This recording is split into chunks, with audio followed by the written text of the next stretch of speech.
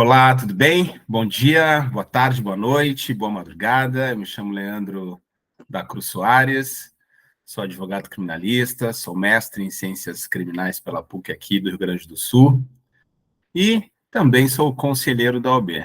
Então, estamos aqui hoje para ministrar uma aula sobre audiência de custódia. Mas antes disso, é importante mencionar que a Jornada Internacional de Direito estão todos em união pelo Rio Grande do Sul.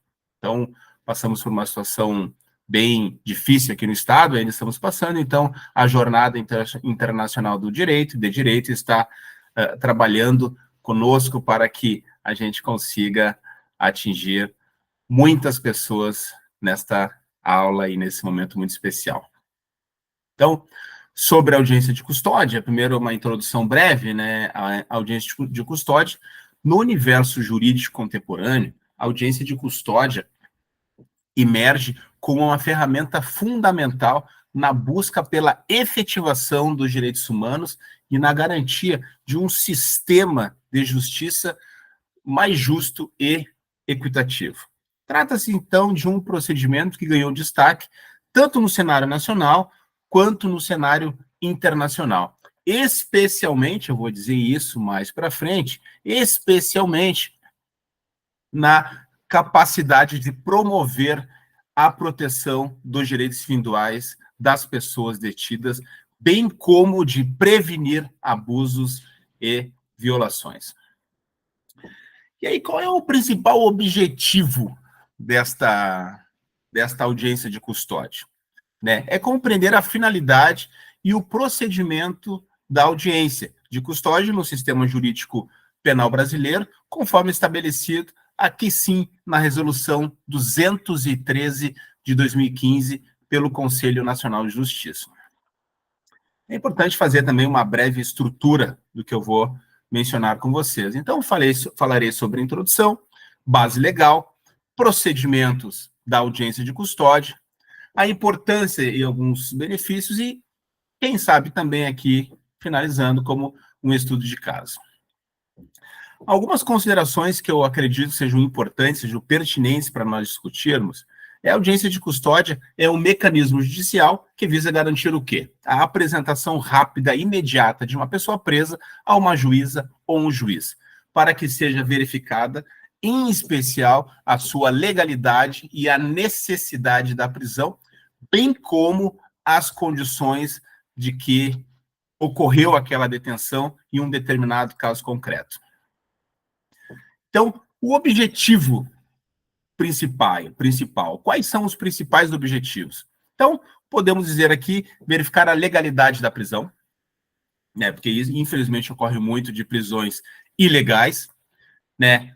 Podemos citar um outro exemplo, avaliar a necessidade da manutenção da prisão ou aplicação de medidas cautelares alternativas, ou seja, aquelas consagradas lá no artigo 319 do Código de Processo Penal, né? E também assegurar os direitos fundamentais do preso, incluindo a integridade física e psíquica.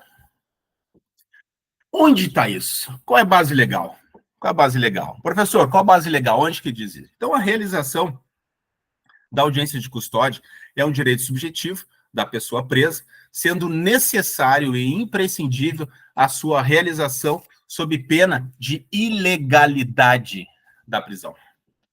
É uma imposição decorrente do artigo 7.5 da Convenção Americana dos Direitos Humanos, né? Uma outra lei, o artigo 9.3 do Pacto Internacional sobre Direitos Civis e Políticos e da Resolução 213 de 2015, conforme o Conselho Nacional de Justiça, que foi recepcionado pela Lei 13.964 de 2019, comumente chamada de pacote anticrime. E aí vamos estar elencados lá no artigo 310 do Código de Processo Penal.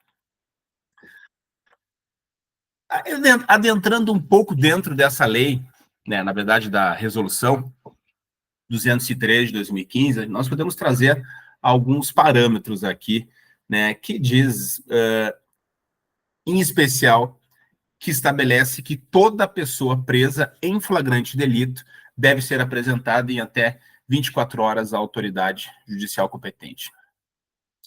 Um outro ponto que eu acho que é importante também a discussão é a obrigatoriedade da audiência de custódia para garantir o respeito aos direitos humanos e evitar abusos. Então, ou seja, se uma pessoa está em flagrante, ou até mesmo uma pessoa que já tem uma determinada prisão preventiva, tem que ser levada imediatamente à autoridade competente para participar do seu direito da audiência de custódia.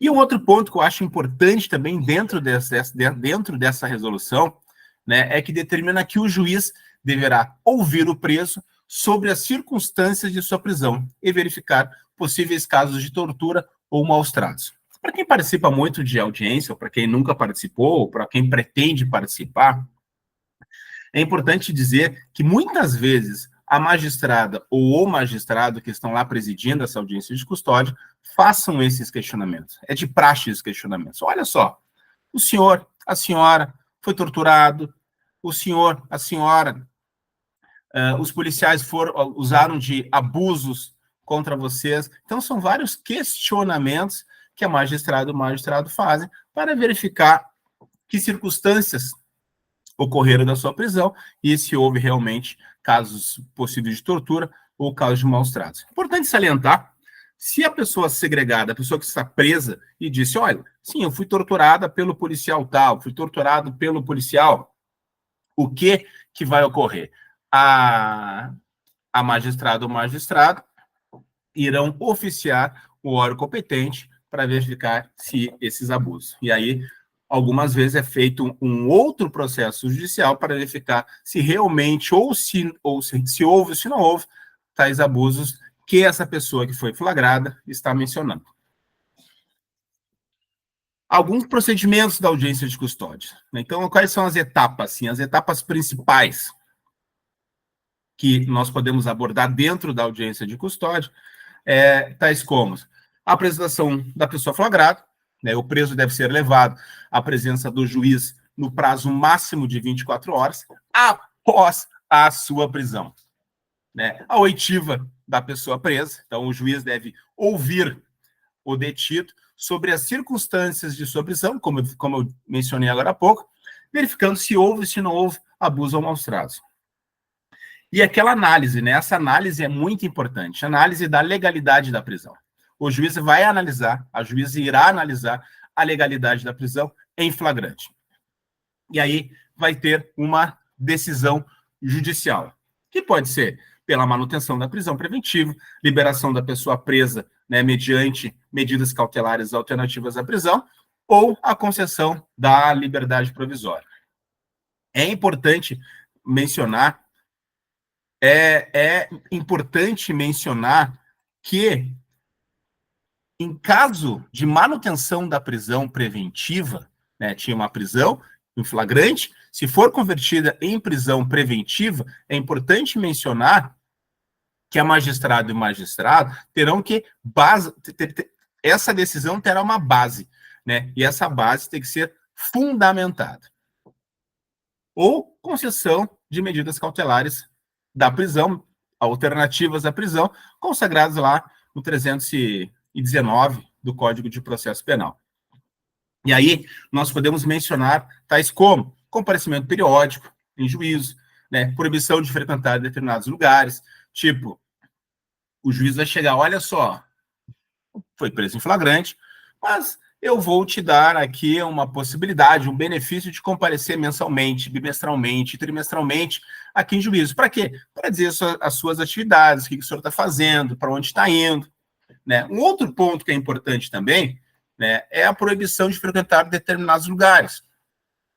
Exemplo, determinada pessoa sempre briga em determinados lugares, bares, por exemplo. Eu tenho um cliente que ele gosta de, não sei se é a palavra certa, mas eu tenho um cliente que a grande maioria dos processos dele são processos de brigas em bares. Então, a magistrada disse, olha, você está proibido de frequentar a determinados lugares. E ainda o recolhimento domiciliar no período noturno. Então, há essas possibilidades de medidas cautelares diversas da prisão. Então, é importante você, como advogada, estar atento a essas decisões, a essas manifestações, e, inclusive, né, é importante também dizer que nós, advogados e advogados, no momento da audiência de custódia, nós devemos, na verdade, fazer o requerimento, se assim entender, pela revogação da prisão preventiva. E se o seu cliente mencionou que tiver um abuso, por exemplo, no momento da prisão, é necessário, é importante também você relatar isso, também você mencionar isso durante essa audiência de custódia. Então, a importância e alguns benefícios, né, que é importante trazer para vocês, que é a proteção dos direitos humanos. Né? Então, o que garante isso? Né? A proteção dos direitos humanos garante que os direitos do detido sejam respeitados e evitar casos de tortura e maus tratos. Um outro ponto também, né, que é importantíssimo mencionar, que é o desafogamento do sistema carcerário. Sabemos que, Brasil afora, né, o sistema carcerário está repleto de pessoas, está superlotado. Então, a audiência de custódia também veio para esse viés, reduzir a superlotação dos presídios ao avaliar a prisão alternativa. E também a eficiência judiciária, que é o quê? Que permite uma resposta judicial mais rápida e adequada ao casos de prisão em flagrante. Algo importante também aqui a gente mencionar e trazer, quem sabe também fazer um estudo de caso, né, é detalhes de determinado caso. Por exemplo, a prisão efetuada sem justificativa legal. É uma prisão ilegal. Então, a decisão do juiz, em tese, vai ser a liberação imediata do preso com base na ilegalidade da prisão. Um outro ponto que é importante trazer é o caso de maus tratos no momento da prisão, casos de maus tratos no momento da detenção. Então, relata, o preso diz lá que foi torturado e abusos físicos durante a prisão. Né? A decisão do juiz denúncia dos responsáveis e liberação do preso mediante algumas medidas cautelares diversas da prisão. É óbvio que isso não ocorre com tanta facilidade, não é simplesmente lá o preso dizer, olha, eu fui torturado, eu fui abusado, né? A polícia, os policiais fizeram isso e aquilo. O que o magistrado, a magistrada irá fazer na sua grande totalidade dos casos é denunciar os responsáveis. Agora, a liberação do preso vai depender da situação do caso concreto. Então, isso é muito importante também deixar evidenciado. Mas você, como advogado, como futuro advogado, é importante saber que nessa audiência de custódia, a pessoa está representada por você e você deve falar. Dizer, olha, o meu cliente foi violentado, meu cliente foi abusado, foi torturado, inclusive dar o rol das pessoas que fizeram isso. Isso também seria muito importante. Então, concluindo, né, eu acho que é importante também, antes de fazer essa conclusão, vocês sempre estarem se questionando sobre o foco, o principal objetivo da audiência de custódia. Né, quais são as vantagens da audiência de custódia? Né, como é que vamos fazer para combater a superlotação carcerária, por exemplo? E quais são os principais desafios, né, dessas audiências em todas as regiões do Brasil? Então, a audiência de custódia, ao meu sentir, é um avanço significativo no sistema judicial brasileiro, garantindo uma resposta rápida e justa das prisões em flagrantes, promovendo a proteção dos direitos humanos. Então, compreender seu funcionamento é essencial para advogadas, advogados, juízas, juízes, Ministério Público e todos os envolvidos dentro desse sistema judicial de justiça. Então, sendo assim, né, eu entendo que a audiência de custódia vem para humanizar o processo penal e é óbvio, né, é uma importantíssima evolução no que se diz no contexto da humanização. Então, quero agradecer esse momento especial, agradecer novamente a todo o convite, né, em especial a Jornada Internacional de Direito. Meu nome é, como eu disse, Leandro Soares, sou advogado criminalista, e as minhas redes sociais é @LeandroSoaresADV. O meu e-mail é leandro@leandrosoaresadv.com.br. Desde já, muito agradecido pela sua atenção. Boa tarde. Bom dia, boa noite e boa madrugada.